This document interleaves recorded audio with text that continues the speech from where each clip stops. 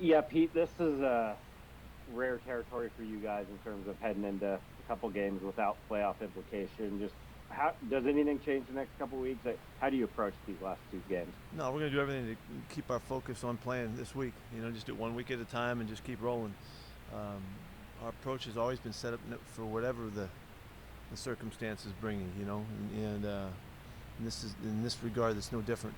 So we're going to go after it and calling our guys to be in it and study and bust their tail to get really good at the game plan and put our best foot forward for this ball game. Jen? After looking at the film, how would you say John Reed played, and what was the benefit to him in being able to get all those snaps yesterday? Yeah, John was out there working it.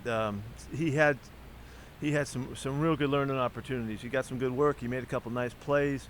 Got challenged pretty good. He got challenged down there at the end of the ball game in a big way. This only helps John. Just as we went through the film, you could hear him, recognizing some situations that he could have taken advantage of and things like that. So he was growing. So it was a really good experience for him. Masvita? Hey, Pete, I think you mentioned this morning. I was just wondering, you talked about being explosive on third down. Outside of converting it, what is being explosive on third down? Is it the type of play or the build-up to it? Yeah, I don't recall it, really emphasizing that a lot. But we do look for opportunities because you do get one-on-ones that you don't get other times. And for instance, there could be a situation like with Tyler where they're looking after him in a lot of different situations by rolling the coverage his way, or they're rolling it to DK, and then you get in the situations on third down, and sometimes they single those guys up because they've got they're pressuring, or they're doing their different things that they're trying to get done. So we look for opportunities there, and we've always been pretty bold about that thought, and that's why Russ will take advantage of those one-on-ones when he gets the chance. Bob? Yeah, what's Adrian Peterson's status right now? Bob, he's still trying to get back. He's been working the treatments for his back, and I don't know anything more today to help fill us in on what's going on for this week. But I do. Last week at the end of it, he was getting better, but still hadn't turned the corner where he could really cut it loose yet. Still got some some issues. So we're still trying to get that figured out. Okay. And Carlos Dunlap's obviously been really, the last couple of weeks made a lot of plays. There was about a 3-week stretch he didn't play a whole lot. I guess what was sort of the difference there in him getting time now and why he wasn't getting time for a little while there? Well, it was just rotating guys and trying to figure out, if somebody else could get in and give us a spark. You can see how obvious it is a factor when a guy gets hot and gets going, that he can affect other guys and help the whole group. So we were just trying to, make it a competitive situation, give other guys a shot who had some numbers that might give us a little inkling, like we can get something out of LJ or we get something different out of Rasheem if we moved him around. And so that was really what was going on. And what is really, it couldn't be more clear, is how a guy responds to the competitive opportunity. He wasn't happy with that. He wanted to get back out there, and he has torn it up in the last few weeks and has given us a real boost. He's playing great football. Tim? Pete, you may have mentioned to it this morning on the radio, but in a general sense, what has stood out about your late game execution this year, and maybe why some of those, opportunities haven't been taken advantage of, or some of the comebacks that we've seen in the past just haven't come to fruition? Yeah, it's not one thing. There's a number of areas that we're trying to get hammered out, where we're just cleaner and sharper. It's just coming through. Really, what I talk about all the time, Tim, is that we're trying to play like we've been playing, and don't let the situation of the game cause you to try to do something that you weren't doing in the earlier part of the game. Just keep executing and focusing on that is more. It's more of a challenge than you might think. You just need to keep doing stuff right. And so what happens is there's an area, we got a hold on on the line of scrimmage, and then we get a late hit on the quarterback, and then there's a guy that might be laying off in his coverage as opposed to pressing, and there's just things like that you just try to keep working to clean up, that they get magnified in these games that are so close, and a mistake, an issue, a choice a guy may make in a situation, and so we're just trying to clean it all up, and so that we fit off of one another. Like, for instance, we had the situation in the game where The defense well, we missed a field goal. Then the defense goes back out and gets a nice stop. We get the ball back for our guys at midfield on a 4th down stop, and we need to capitalize on that with the offense, taking advantage of that. So it's all of those things that we're trying to work out, because in any game they can be the one that's the key issue. So it just seems like in the past that those issues have not stopped us from winning the games, and we've been able to accelerate even in our situation at the end of the game. Not happening like we want to right now. Michael Sean. Hey, Pete, this morning you said you don't need this team doesn't need a restart. You don't need to adjust your philosophy or approach, but you do got to grow and progress, is what you said. Yeah, always. In what ways do you think you need to progress and grow the most? Well, I think it's just, for instance, there's a number of ways. When you think like I think, there's a million different things that you can come up with. But I'll give you an example would be how we ask guys to do what they got to do in crunch time. What guys we put in call on, who do we go to with the ball that is going to be comfortable and come through. Like, for instance, you can think that Tyler has always been a guy that has always been able to come through in crunch time. So you make decisions to position that guy so that he gets that opportunity more than maybe another guy or a newer guy. Say it's Dwayne, or it's Colby at tight end, one of the guys that haven't been out there in all the crunch time situations. So you're just looking for edges and opportunities to to get guys in the right spots. That's just one area of it to look at. And in past years, you've had years where, like, Russ, the throwing game is good on 3rd downs, like 2015, 2018. When you look at past years when you've been good on 3rd down, what was different about those years that's not happening now on 3rd down on offense? Yeah, that's a good question, Michael. There's guys that we had kind of grown up living with, when you go back to counting on Doug Baldwin to make his plays, and even Jermaine Kearse, the guys that we had that, you kind of get to counting on guys. It's developing that kind of relationship so that you can count on your guys. We feel like that with Tyler. We're developing it with Gerald Everett, and of course we're always looking for DK. We're trying to make sure that those are the consistent aspects of our play that people have to stop, because we're so good at it, and that's what we're trying to get to, and it just has not been as sharp and hasn't been as obvious this year. Thanks. Art. You and Russ have had a great deal of success together. As each passing year goes by, is it your experience that it gets more complicated, not only with your experience, but what you've seen across the NFL with guys who have been long tenured together? What was the key question? Is it more what?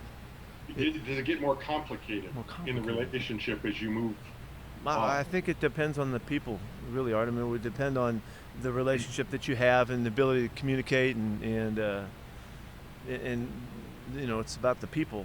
I don't know that it could get more complicated. We've seen some situations around the league where it seems like there are people that at issue, and they're trying to figure things out. But I don't see it that way. I don't see it being more complicated. No. Is it not more complicated with you as Russ as time has gone on? I don't feel like that. No. Okay. Brady. Don't. Hey, Pete, we've never had a chance to talk to Jody Allen. I don't believe she's done a media interview since she took over. Can you help us understand what level of involvement she has in the day-to-day stuff, and what level of involvement she will have in off-season decisions? Yeah, she works with her advisement, and they keep track of what's going on. John does most of the communicating on a regular basis with reports, updates, decisions that we're faced with, choices that we have an opportunity to make, and she stays on it. And she's strong in her awareness of what's going on. She's strong in her opinion on what she wants to see done. So she's involved. Now she doesn't. I don't think she's involved much with the league either. She doesn't go to that end of it. She doesn't go to the media. That's not her way of doing it. She works, with us, and so. What I've said to you before, I've tried to say it clearly because I know you don't have a lot of information to go on. She's really on it, and she's strong, and she's got an opinion, and she's clear about what she wants, and she has a real feeling about the organization and the fans and the community that surrounds our team and how she wants that to go and how she wants our relationships to be handled. She's really clear about that, and so she just is not one to involve with the media. Is it a case of I'm trying to figure out what percentage of the big off-season moves might she be involved in? I mean, do you have to run everything by here, or the huge sort of big picture roster moves? She'll know what's going on and everything. Yeah, that's what John's doing. John's making sure that their communication and their ongoing conversation about stuff is to keep her abreast of what's happening, and that's so. I won't call her up, but John will call her up to let her know what's cooking and what's going on. If she's got questions, we connect and we meet and we do all those things. So I just wish you guys knew her more so, because you'd understand why it's so impressive to have her be the owner and how strong she is and in the direction that she gives us. It's really strong. Thank you. Greg? And given that, Pete, has this morning your comments that you don't need to start over and you have the foundation in place that you don't need to change, has Jody Allen blessed that for the future? We've been on the same page about everything that's going on since she took over. Has Adrian Peterson been able to practice since the first game at all? No, he hasn't. He really the first day back, first step he took in walkthrough, he felt something kind of biting in his back there and pinch or whatever, and he hasn't been able to get back yet. And then one more for me was, in these last two games, would possible a guy like Dakota Shepley, for instance, been on the roster all year, get a chance to Is there a chance that he'll get a chance to play? just because, given the situation of the season, to see what you might have for next year. That's possible. That's possible to happen. Right, thank you. Curtis? Yeah, Pete, I was just curious, with the change of the offense this year, the new coming in to work with Russell and everything, are you guys seeing things the same way? Are you trying to do the same things on offense on a week-in, week-out basis that you want to do? Has there been any butting heads on that aspect as far as you've gone through this? No, really, we work everything out each week and with the plan, and it's following the master plan of how we're doing stuff, the system of how we, how we change tempos in the game, how we use the audible system. That's been tight since the beginning, and so the communication about it hasn't been an issue at all, and the conversation about it and the meeting time that's spent and the involvement that Shane and Russ need to have to make sure that we're clear and all that. I mean, that's been ongoing. So, that has not been an issue for us at all. I think the reason I asked was because going back to yesterday, that third down near the goal line where Russ took the sack, you made a point saying last night that he's got to get rid of the ball there, and Russ said last night he thought it was a risk-reward situation to take advantage of, and he wanted to go for it. Yeah, I agree with him. I agree on both ends of that. Yeah, if we had taken the ball and thrown it out of the end zone, then we kick a field goal right there. But I also know, and this is part of dealing with the players and the performers on the field, they have to make decisions out there, and they've got to do stuff, and we count on them. We learn from them how much we can trust them and how much latitude we give them, and we've given Russ latitude for years to make what he can of the play. Now we'll also come back and we critique him hard, and we're trying to get him to do something this way or that way, and he's trying to please us as well. So in that situation, unfortunately, it didn't work out in our favor because we didn't hit the field goal. But I'm telling you that I'm trusting that he is going to make decisions, that he's going to take a shot at a play. The ball that he threw to Tyler down in the corner, he knew that there was really tight coverage, but he also gave Tyler a chance to see if he can come up and make a play, because he has. Because that's what these guys have done for years. And if you don't take that shot, you don't ever get the big play either. And so we do that, and there's a trust involved to get that done.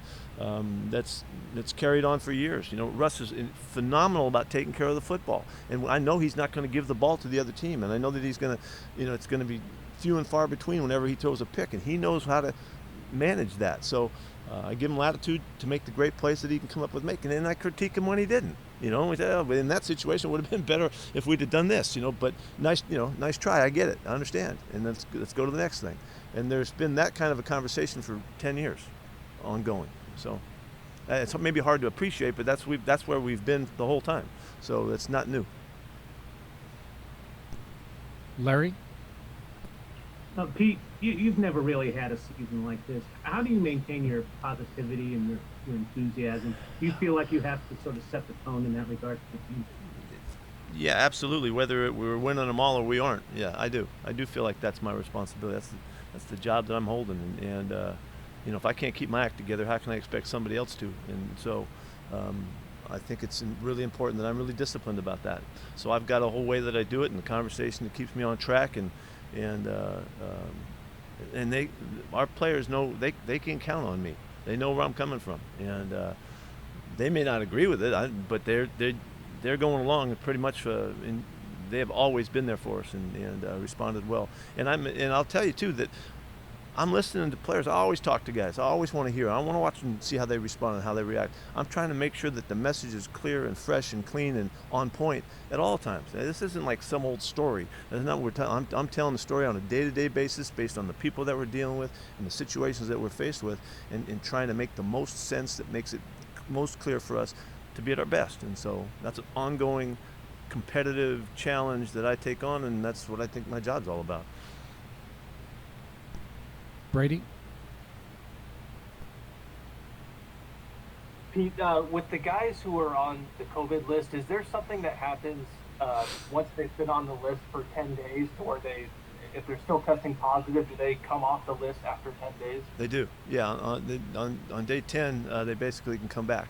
We'll have a handful of guys coming back to us this week. There'll be a number of guys on Wednesday, and a couple guys will take a little longer than that, but we'll get a number of guys back.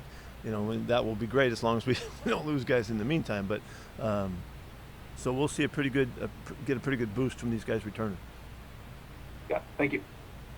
Did you guys see that the CDC just came out and said that 10-day trial periods now can go to 5? I don't know how that's going to affect the league or what it means to us, but I'm kind of interested to hear what happens.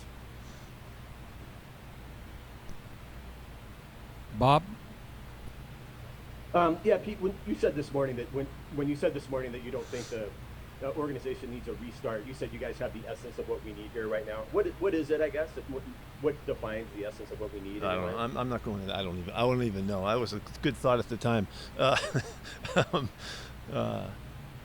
think what I do know is that we've got our way of doing business, and we have operated for a long time with a real consistent approach and connection and communication and all of that. And that's what I'm really talking about, is that, I think you could count on us to figure it out and to make the choices and the decisions that have to be done. And coming from a philosophical foundation that we have and have established over a long period of time, I think that's really what I'm trying to get across. Last question, Jen? Pete, Bobby has set records in the franchise. He leads the league in tackles. He has been one of the most consistent defensive players for years. Will he change the way teams evaluate linebackers or that position at all, do you think? No, that's a really good question. I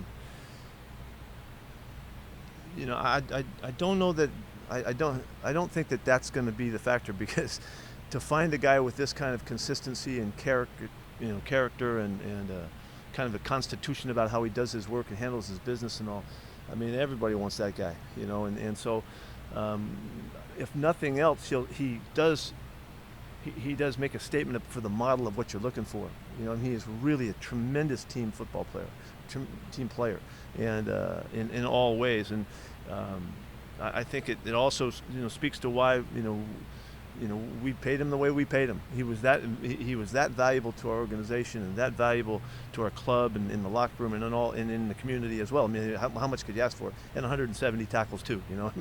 Year in and year out. So I think in that regard, he is a standard. Now I don't know that it's going to change people, because everybody would want to get that guy if they could. So I don't know that that's so fresh and new, but he is a standard. Thanks, everyone. Okay. See you Wednesday.